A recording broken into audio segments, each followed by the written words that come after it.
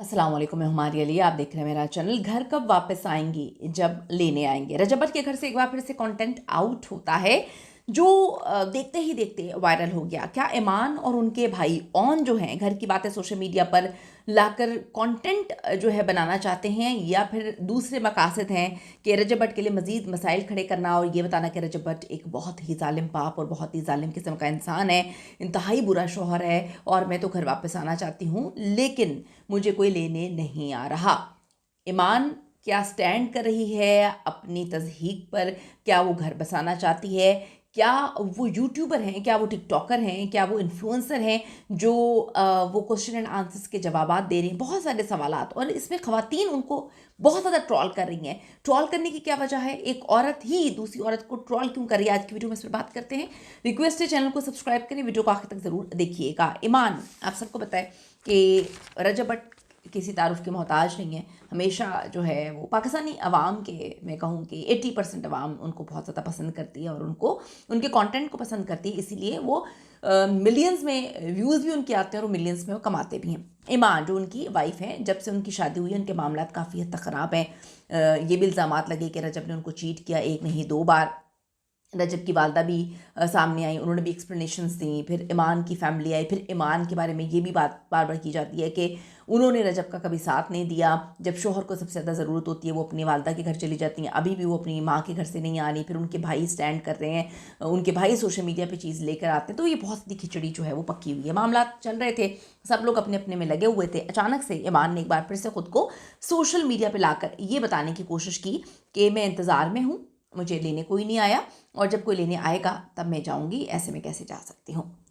हम अपने घर की बातों को सोशल मीडिया पर लेकर आते हैं, इसके दो तीन वजूहात हो सकती हैं। एक कि जो यूट्यूबर और टिकटॉकर्स हैं उनके लिए ये कंटेंट होता है लाइमलाइट में रहने के लिए। वो इस तरह छोटी छोटी बातें जो हैं वो सोशल मीडिया पर लेकर आते हैं, जहाँ पे एक को सिंपत्ति मिलती है, दूसरे को हेट मिलता है, फिर लोग देखते हैं। लेकिन यहाँ पे रजब भट्ट को बहुत ज़्यादा हेट मिल चुका है।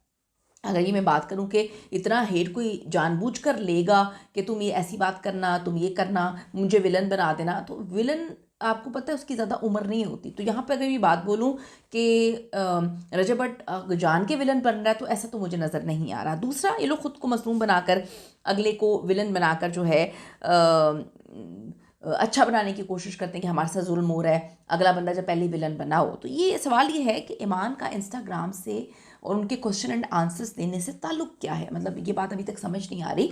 ये ना तो वो टिकटॉकर है, ना तो वो इन्फ्लुएंसर है, ना तो वो यूट्यूबर है। उनको ये बात बहुत अच्छे से पता थी कि वो एक कंटेंट क्रिएटर से, चलो यूट्यूबर से शादी कर रहे हैं जिनकी पूरी का पूरी फैमिली घर जो है वो सोशल मीडिया पे ही रहता है, लेकिन उन्होंने कहा मुझे लेकर ना आना, मेरे बच्चे को ना लेकर आना। फिर रोती हुई उनकी जो है कॉल की ऑडियो लीक होती है, जो बड़ी अजीब सी बात है कि क्यों की गई, कहाँ से की गई। दोनों फैमिलीज़ में से किसी एक ने तो की थी, जो बड़ा अजीब सी बात है कि जहाँ पर आप सिक्योर नहीं है, आपकी बातें सिक्योर नहीं है, वो भी आप कंटेंट बना देते हैं। अब सवाल यहाँ पर लोग ये उठा रहे हैं कि ईमान का क्या ताल्लुक है क्वेश्चन एंड आंसर सेक्शन से? वो तो पसंद नहीं करती सोशल मीडिया को, वो तो आती भी नहीं है, तो फिर वो क्या मैसेज किसको देने की कोशिश कर रही हैं, या फिर ये भी एक कंटेंट का ज़रिया है?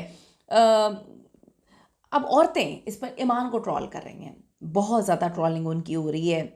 तुम्हारे नखरे बहुत ज़्यादा हैं, बार बार क्या बारात लेकर आए, हर बार तुम्हें मनाने जाए, हर बार तुम घर जाके बैठ जाती हो। अगर तुम्हें इतने नापसंद हैं वो लोग तो तुम खुला क्यों नहीं ले लेती? अपने बच्चे की ज़िंदगी भी बर्बाद कर रही हो, तुम हर वक्त बच्चे को दूर रखती हो, ब्ला ब्ला, बहुत सारी ट्रॉलिंग। और ट्रॉलिंग करने वाले मर्द नहीं है, औरतें ट्रॉलिंग करेंगी, यानी कि एक औरत की ट्रॉलिंग औरत ही कर रही है। जहाँ पर वो औरतें ये नहीं कह रही कि रजब भट्ट बड़ा अच्छा है, लेकिन वो ये बोल रही हैं कि जी ईमान तुम्हारा कसूर है।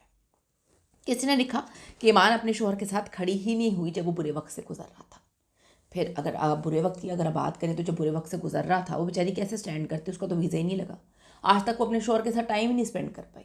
दूसरी बात ये है कि जब बुरा वक्त चल रहा था तो वहाँ पे किसी और लड़की के साथ बुरे वक्त को गुजारा जा रहा था, ये तस्वीरें भी हमने देखी। तो जब कोई रिश्ता शुरू होता है और आपकी मियाँ बीवी को आपस में टाइम गुजारना, मुझे नहीं लगता कि ये लोग शादी के बाद कहीं इकट्ठे घूमने भी गए थे, कोई नॉर्दर्न एरियाज़ भी नहीं गए।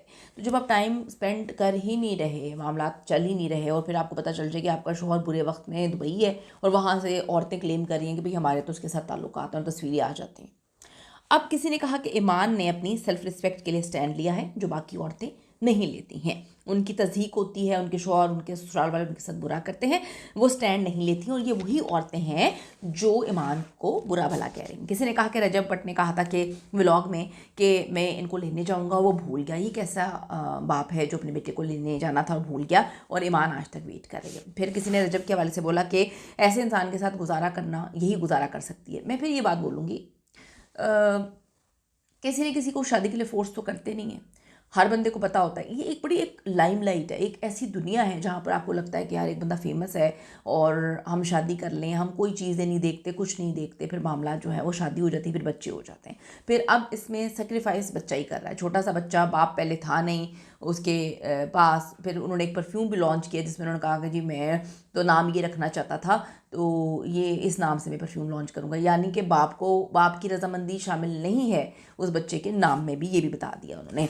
अब सवाल यहाँ पर ये है कि इनको पहले नहीं पता था कि रजब जो है सोशल मीडिया पे आता है, या किस तरह उनकी पूरी फैमिली सोशल मीडिया पे रहती है। ऑन ने तो भाई खूब कैश करवाया अपनी बहन और बहनोई के घरेलू मामले को सोशल मीडिया पे। ऑन को कोई नहीं जानता था, कोई नहीं जानता था कि ऑन कौन है। अब वो लाइव बैठ के पैसे कमाता है, अब वो इंस्टाग्राम पे बैठ के पैसे कमाता है, अब वो मुख्तलिफ शोज़ पे जाता है, और अब वो ऑन बन गया है। अपने बलबूते पे तो नहीं बना, रजब भट्ट और अपनी बहन की कहानियों को सोशल मीडिया पे ला के इस तरह की हरकतें करके वो बना है। लोगों ने ये सवाल उठाए हैं।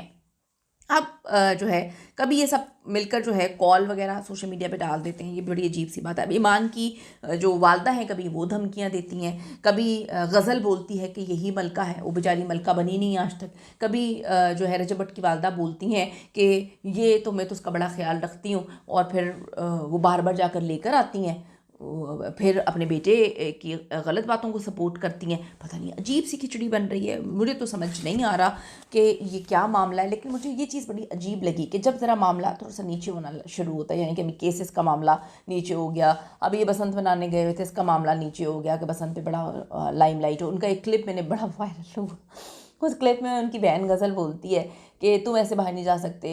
तो उन्होंने कहा जी यहाँ पे सारे टिकटॉकर्स और बाकी इन्फ्लुएंसर भी होंगे, तो तुम्हारे में और उनमें फ़र्क है। मतलब अब मैं इस पर क्या बात बोलूँ, किसी में फ़र्क नहीं होता। ये पहले टिकटॉकर ही थे, छोटे से इंसान बड़ा बनता है।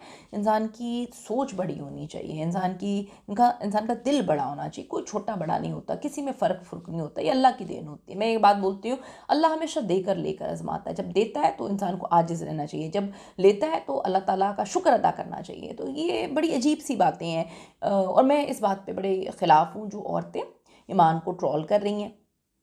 औरत को ट्रोल नहीं करना चाहिए, थोड़ा सा सब्र करना चाहिए। दूसरा, ईमान का क्या ताल्लुक़ है, मैं तो सिर्फ ये बात कहूँगी, ईमान का क्या लेना देना, क्या ताल्लुक़ है सोशल मीडिया से। वो अपनी घर की कहानियाँ क्यों सोशल मीडिया पे लिखती हैं, वो तो इन्फ्लुएंसर टिकटॉकर कुछ भी नहीं है। उनको तो ये भी नहीं पसंद कि उनका बेटा जो है उसका नाम भी ना ले उसका बाप। तो ये क्या मामला था, क्या ये मिलकर कॉन्टेंट के लिए गेम डालते हैं? कीमती राय ज़रूर दीजिएगा। सी इन द नेक्स्ट वीडियो।